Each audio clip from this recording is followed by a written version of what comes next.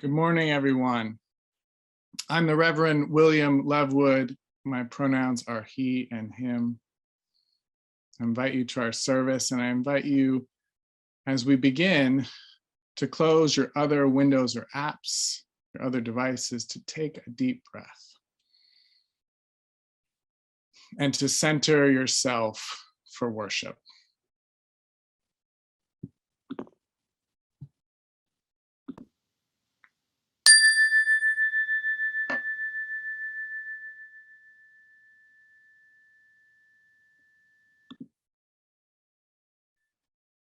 We begin by calling forth the ancestors and descendants.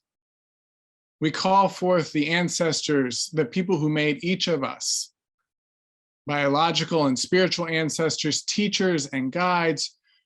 We call forth those who imagined and made this congregation possible, sustaining it to this present day. We open in welcome to the ancestral people of this land, acknowledging that our church, like all of Burke, rests on the unceded territory of the Manahoac tribe of the Great Sioux Nation. We seek healing with the people of this land, whose bodies and spirits live on in their descendants, the present-day members of the Monacan Indian Nation, the Patawomeck Indian Tribe of Virginia, and the Piscataway Indian Nation. With this, let us open to the longings and the hopes of all the descendants of all nations, that we might live for them today, that we might honor the ancestors as we move toward healing, so that all the descendants together shall know full justice. We light our chalice this morning, a symbol of our Unitarian Universalist faith tradition. This is the church of the open mind. This is the church of the loving heart. This is the church of the helping hands. We welcome you to Accotink Unitarian Universalist Church live stream worship service. I am Judy Robison. My pronouns are she, her, and I'm happy to be your worship associate today. Accotink UU Church is a welcoming and inclusive community that seeks to create a more just and compassionate world. All are welcome here in this justice-seeking, earth-healing community of faith. You are welcome no matter whom you love, no matter your identity or heritage, no matter your beliefs or background, no matter your means or abilities. You are welcome here in this religious community. If you are new to Accotink and you'd like to talk more about this church, reach out to me, to Reverend William Levwood, or one of our greeters today using the chat box. On our website, www.accotinkuu.org, you can check the online order of service on the worship section. While you're on the website, be sure to check our events page for upcoming virtual gatherings and other news. Whether you're a longtime member or a newcomer or something in between, we encourage you to stay for our virtual coffee hour immediately after this service. We're so delighted that you decided to join us today. Welcome. Hi, my name is Allie Mills, and my pronouns are she, her, and hers. What I'm going to share with you today is a powerful poem called The Undefeated. The words in this poem are so beautifully written by Kwame Alexander, and the illustrations are brought to life in the pages by Kadir Nelson. I've probably reread it like 50 times alone this week. Much of what Kwame Alexander is talking about in this poem, so much of American history has been forgotten, left out of our textbooks.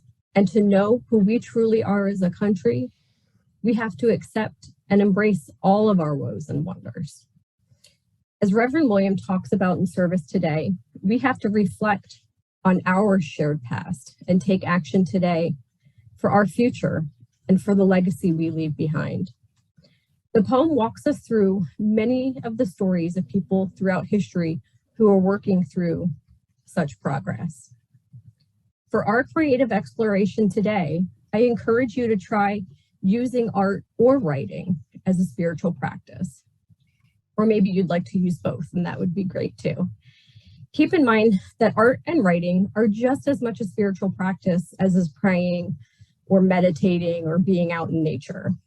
Much like the journal reflections you might do in your small groups, these spiritual practices are as much for adults as they are for children. So today we're drawing our inspiration from one of the lines in the poem, and I'd like to share that with you before I share the whole book. You might recognize some of the words that Kwame Alexander uses. This is for the unlimited, unstoppable ones, the dreamers and doers who swam across the big sea of our imagination and show us the majestic shores of the promised land. So today we're going to be drawing a simple wave. Well, actually 3 waves to represent the big sea or river of our imagination. And we can use this as a visual representation for our progress, past, present, and future. So I encourage you to take out a piece of paper and use any medium you'd like. And I'm going to actually be using a whiteboard to show you my example. Okay, if you have your paper ready, I'm just going to first ask you to hold it horizontally. And we're going to begin by starting to space out 3 shapes that look like the letter C. 1, 2, 3. Then we're going to continue these lines over and around and curve them down. You see something come together that looks something like the beginning of a wave. So what each one of these waves is going to represent is going to be your past, present, and future. As you continue to listen to the poem, I want you to reflect on what you hear in this service, and I hope you continue to work on these waves. Maybe you want to write in your journal, or you'd rather draw pictures or paint. You can choose the spiritual practice that works best for you to do your reflection. I'm not going to finish my example today because I want you to guide your own reflections. So when you're writing or illustrating about the past, it might be a mixture of positive and negative, or some of the highs and lows, as might be represented by your waves. And you can reflect on that and how the future is going to have some challenges. And maybe you want to reflect on some ideas on how you might face those challenges. Before we begin working on our reflections today, and I share this poem, The Undefeated, I'd like you to think about how we got to this historic moment in time and to never give up. As Maya Angelou wrote, you may encounter many defeats, but you must not be defeated. In fact, it may be necessary to encounter defeats so that you can know who you are, what you can rise from, and how you can still come out of it. Wonderful. So as we move into sharing the poem from Kwame Alexander, I just want to make sure it was clear that we're writing or illustrating for this spiritual practice about our collective past, your sense of that, your imagination of that, your memory of that, our collective present, and your vision for our collective future going forward. Mind giving us a little flavor of the book by reading from it? I get to read it? You do? Would you like him to read it? Do y'all want to hear it? Yeah. All right. I'm going to stand up for That's this. great. This is The Undefeated. Oh, we have it up here. Yes. Hello out there. Glad you all could join us. If you have the book, you can follow along in your text, or you can see it on the screen. This is for the unforgettable, the swift and sweet ones who hurdled history and opened a world of possible. The ones who survived America by any means necessary, and the ones who didn't.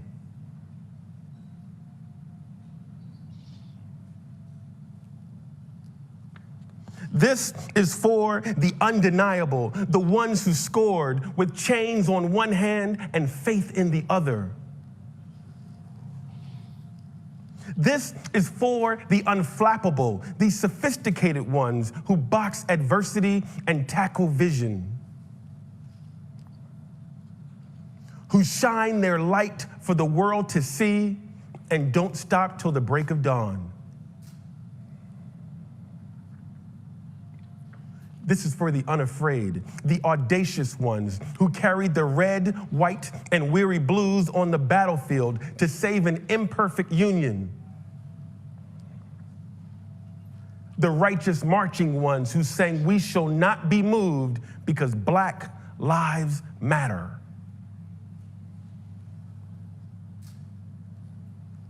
This is for the unspeakable.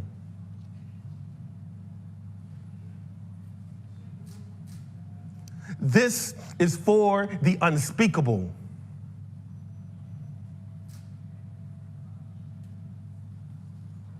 This is for the unspeakable.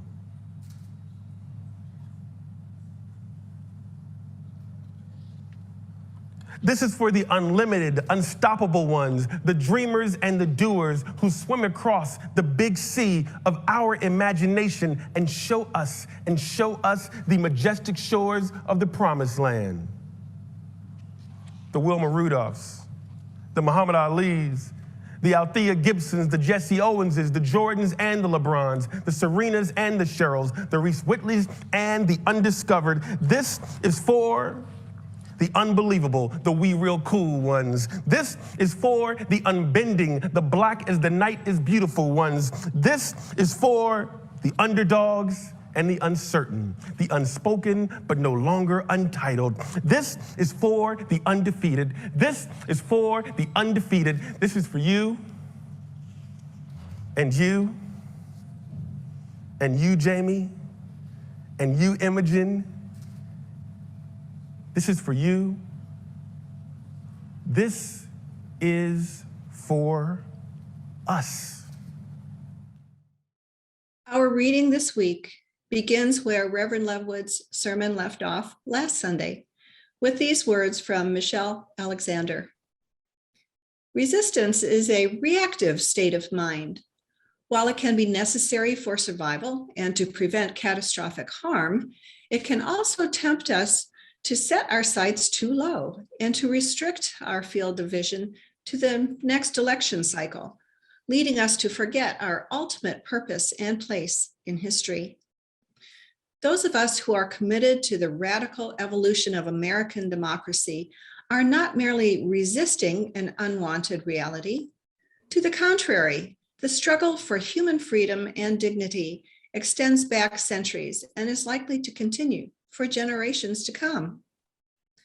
In the words of Vincent Harding, one of the great yet lesser known heroes of the Black freedom struggle, the long continuous yearning and reaching toward freedom flows like a river, sometimes powerful, tumultuous, and roiling with life, at other times meandering and turgid, covered with ice and snow of seemingly endless winters. We are part of a bold and beautiful revolutionary movement that aims to rebirth this country. This movement isn't new. We can trace this movement in some ways to the nation's founding, the first runaway slaves and the native people who fought for their land and their territory. There has been a yearning for freedom for all people since this nation's founding, and there have been great revolutionaries: Frederick Douglass and Harriet Tubman, Ella Baker, Martin Luther King Jr., Anne Braden, and Cesar Chavez. We could go on, naming the incredible revolutionaries who have helped to remake America. If we are going to do this work that is required to build truly transformational movements in which there is any hope for us building a multiracial, multi-ethnic, multi-faith, multi-gender democracy in which every voice and every life truly matters, we are going to have to connect and tap into and embrace that revolutionary spirit and the spirits of the ancestors, the freedom fighters who came before us, and say, we're not about resistance. We're about building a revolutionary movement for the collective liberation of us all. Michelle Alexander's words chart the journey for us, the journey that our nation is traveling on now, that our nation has been traveling on for generations, the journey we move towards into the future, a journey towards wholeness and collective liberation. She gives us an image as well from Vincent Harding, telling us that the long, continuous yearning and reaching toward freedom flows like a river. And she gives us hope in the continuance of that quote from Vincent Harding, reminding us that at times the flowing river is powerful, tumultuous, roiling with life, and at other times when it might not seem like we're making any progress, that's the flowing of the river too, meandering and turgid, covered with ice and snow of seemingly endless winters. Let's look at this revolutionary river for a moment, at the past, present, and future of this revolutionary movement. As you've been encouraged to explore yourself through this week's spiritual practice for all ages. Like Kwame Alexander does in his poem, Michelle Alexander lifts up great revolutionaries of the past. I wonder if you've written down any names or drawn any pictures. She names Frederick Douglass and Harriet Tubman, Ella Baker and Martin Luther King Jr., Anne Braden and Cesar Chavez.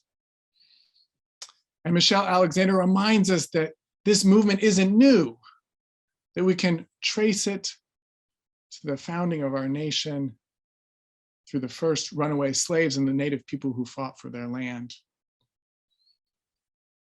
Today is Martin Luther King Jr. Sunday, and we will be lifting up King's legacy. But as singular as King was, he was a member of a revolutionary movement, a movement that began long before he was born, a collective movement with many leaders and luminaries working alongside him and on their own while he was alive, and a movement that has both carried on and transformed his legacy beyond his lifetime into the recent past and the present, as this revolutionary river flows on into the future. In other words, from Michelle Alexander, she reminds us that this revolutionary river flows through Standing Rock, that it flows in the streets of Ferguson, that it's flowed in the eyes of the dreamers and the voices of teenagers from Parkland and Chicago, that it flows at LGBT pride celebrations and the Women's March, and it's flowed through the camps of Occupy Wall Street. King is our nation's most revered icon of this revolutionary movement for the collective liberation of all. King is the icon, so it's striking. It's particularly striking when people attempt to co-opt and distort the life and words of the Reverend Dr. Martin Luther King Jr. in support of agendas he would surely have opposed. It's striking when people attempt to use King's words against the heirs to his legacy. This has happened, for example, from its inception. People have claimed that the Black Lives Matter movement runs counter to King's legacy and teachings. This couldn't be further from the truth. Again, like I spoke about last Sunday, we have people trying to fool us with sleight of hand magic tricks, claiming the movement that best exemplifies King's radical aims is in opposition to his legacy. People have done this and continue to do this with the anti-racism and critical race theory as well, lifting up false claims about both, and then proof texting King's words, taking them out of context, out of the context of his well-documented thoughts, out of the context of his prophetic actions, and claiming that his words have a meaning that is the opposite of their true meaning. I want to lift up just one example of this. Opponents of critical race theory and anti-racism say that CRT and anti-racism want to make white children feel shame about being white. First of all, I want to say that this is absolutely not true, absolutely false. But I want to emphasize something here. I want to remind us that King did want people to feel what he referred to as moral shame. He wrote that the nonviolent revolution does not seek to defeat or humiliate the opponent, but to win his friendship and understanding. He wrote that the method of nonviolence is directed against forces of evil rather than against the persons who happen to be doing the evil. If one is opposing racial injustice, King elaborated, they have the vision to see that the basic tension is not between races. The tension is between justice and injustice. But in this same writing from 1958, King explicitly states that the methods of nonviolence aim to awaken a sense of moral shame. In a later writing, King wrote about subpoenaing the nation's conscience to appear before the judgment seat of morality on the whole question of civil rights. It was an explicit goal of nonviolent resistance that he spoke about and wrote about to make us feel moral shame about our participation in upholding, either actively or through complicity and passivity, the structures, laws, and practices of a racist society. It was not his goal for white people to feel shame about being white, but it was most definitely his aim that white people feel moral shame about our participation in racism. King was as hard on white liberals as he was on the violent racist who bombed his house and took his life, stating in his letter from Birmingham jail, "I must confess that over the past few years, I have been gravely disappointed with the white moderate.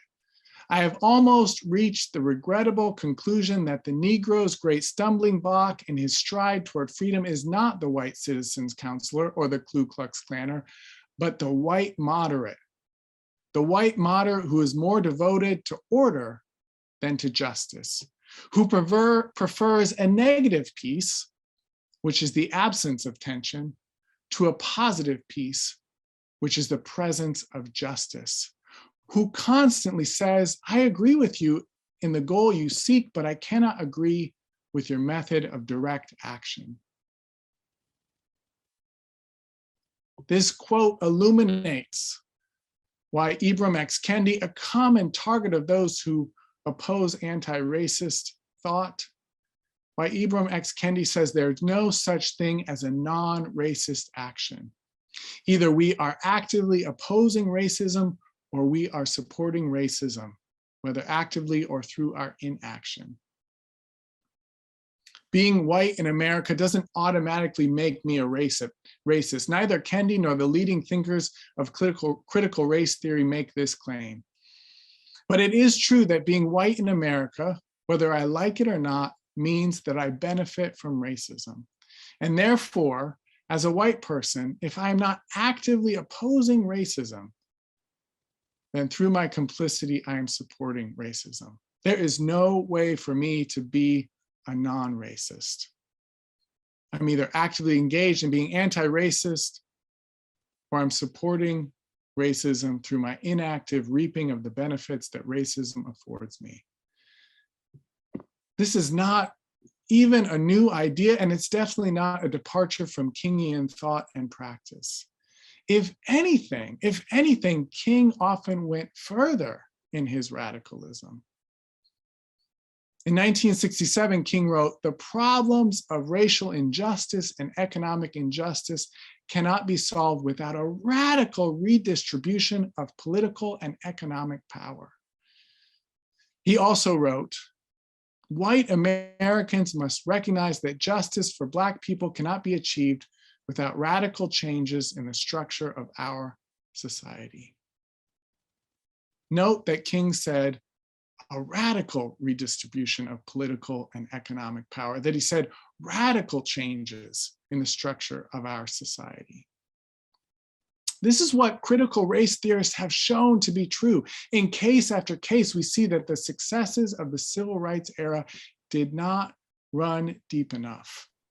That without a radical redistribution of political and economic power, without radical changes to many of the basic structures of our society, inequity and injustice have remained virulent, like a virus that is mutated over the decades, evading our attempts at inoculation. King also wrote in 1967, he wrote, "I'm sorry to have to say that the vast majority of white Americans are racist, either consciously or unconsciously." Isn't this also what anti-racist thinkers are saying now? Isn't this what implicit bias studies have shown us to be true? This is why anti-racism's leading thinkers talk about white supremacy culture and our participation in that white supremacy culture. Tonight, some of you will begin studying together Layla Saad's book, Me and White Supremacy. I want to share what Saad has written about our participation in, our upholding of, either consciously or unconsciously, white supremacy. She writes this: "Perhaps you wonder why I chose to use the words white supremacy for this book and not something less confrontational, like me and white privilege or me and unconscious bias. People often think," she continues, "that white supremacy is a term that is only used to describe far-right extremists and neo-Nazis. However, this idea that white supremacy only applies to the so-called bad ones is both incorrect and dangerous, because it reinforces the idea that white supremacy is an ideology that is only upheld by a fringe group of white people. White supremacy," she writes, "is far from fringe." She points out that many white people hear the words white supremacy, and we think that doesn't apply to me. We say to ourselves that we don't hold that belief, that we believe that all of us are equal. But I want us to remember what Dr. King wrote. "I'm sorry to have to say that the vast majority of white Americans are racist, either consciously or unconsciously." And King also wrote, "Whites, it must frankly be said, are not putting in a mass effort to re-educate themselves out of their racial ignorance. It is an aspect of their sense of superiority that the white people of America believe they have so little to learn." In the time since King wrote this, in 1967, there has not been a mass effort among white people to re-educate ourselves out of our racial ignorance. Too often, we as white people still believe we have little to learn when it comes to liberating ourselves from white supremacy culture. But as Layla Saad points out, white supremacy is an ideology, a paradigm, an institutional system, and a worldview that we have been socially conditioned into. If the structures and social conditioning of white supremacy are still with us, and this is one of the things critical race theory also demonstrates, that they are still with us, that that's why racial disparities persist. And if we haven't engaged in that mass effort to re-educate ourselves, as King advised us to do, then how can we think we've moved beyond believing whiteness and white norms are superior to those of people of other races? We might profess racial equality, we may want to believe it, and even in our best moments of conscious awareness, we might succeed in overcoming our conditioning. But in many other moments, the conditioning has formed our unconscious assumptions instilling in us an unconscious assumption about the superiority of whiteness. And it will continue to do so until we engage in that mass effort of re-education in which we actively unearth our unconscious racism and pull it out by the roots. This, by the way, is what Layla Saad's book, Me and White Supremacy, is designed to do, and it works. It's worked in my own life. I'm not saying I'm completely free from subconscious racism, but I'm more aware and more free having worked through the book. And I've studied the book with others and seen the impact in their lives as well. It's been so impactful that I'm going to be there tonight, this Sunday at 7 p.m. And I urge you to contact Susie Porth or Elizabeth White if you haven't already registered, and join us this Sunday and every other Sunday for 5 sessions of study. I want to lift up some wisdom from a white anti-racist ancestor. Now, I had never heard of Anne Braden before Michelle Alexander's mentioning of her in our reading today. Anne Braden was a white anti-racist from Lexington, Kentucky, who was a revolutionary in the civil rights movement. And here is what this white anti-racist ancestor has to say to those of us who are white. She says, "The battle is, and always has been, a battle for the hearts and minds of white people in this country. The fight against racism is not something we're called on to help people of color with. We need to become involved as if our lives depended on it, because in truth, they do." She has described whiteness as a prison she was born into in a racist society. And she explained how we can't just easily get out of this prison, saying, when you're living in a pond of algae, you turn green. Doesn't matter how many times someone tells you to stop. So for those of us who are white, Anne Braden gives us 3 tasks to engage in. She tells us to get out of our prison of whiteness, and King has told us the way to do that is to engage in a mass effort to re-educate ourselves. Anne Braden tells us the second task for those of us who are white is to show up for the struggle for racial justice that is incumbent upon us who are white to be vocal and visible anti-racists. And finally, Anne Braden reminds us to be inspired by a vision of a different world. In every age, she tells us, no matter how cruel the oppression carried on by those in power, there have been those who struggled for a different world. I believe this is the genius of humankind, she says, that thing that makes us half divine. The fact that some human beings can envision a world that has never existed.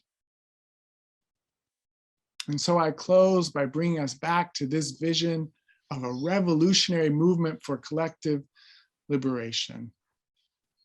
As Michelle Alexander has urged us, may we remember our ultimate purpose and place in history. May we remember that we are part of a revolutionary river that Michelle Alexander describes as a bold and beautiful revolutionary movement that aims to rebirth this country, a movement of people committed to the radical evolution of American democracy. May we remember Michelle Alexander's words that tell us that there is a revolutionary spirit alive and well that is trying to birth a new America. We can breathe it in at any moment, and we can breathe it out into the world. And in doing so, we can participate in the birthing of a new America, of a multiracial, multi-ethnic, multi-faith, multi-gender democracy in which every voice and every life truly matters. She tells us that we are going to have to connect and tap into, embrace that revolutionary spirit and the spirits of the ancestors, the freedom fighters who came before us, and say, say to ourselves, we're not about resistance. We're about building a revolutionary movement for the collective liberation of us all. This is for the undefeated, for you and you and you and all of us. May it be so, and may we be among those who make it so. Amen, amen, amen, and blessed be. So we will extinguish our chalice flame. We carry within us what we kindled, the light of inspiration, warmth of compassion, the fire of commitment. May we bring these gifts into our lives and share them radiantly in the world.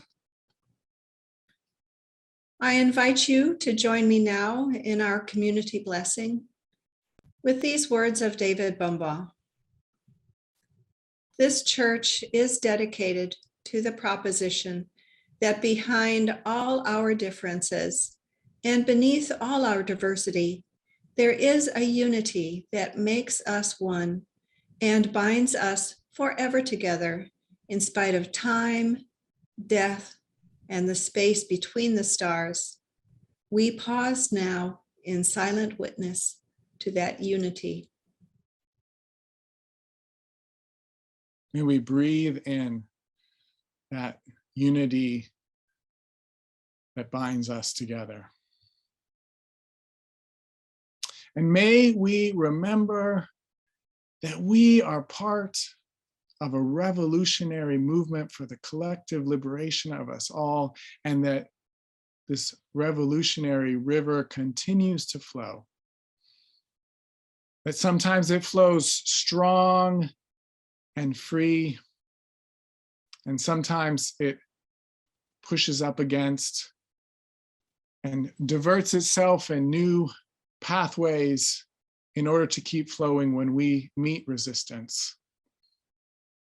But that we are not the resistance, we are the revolutionary river, and we will continue to flow until justice rolls down like waters and peace like an ever-flowing stream.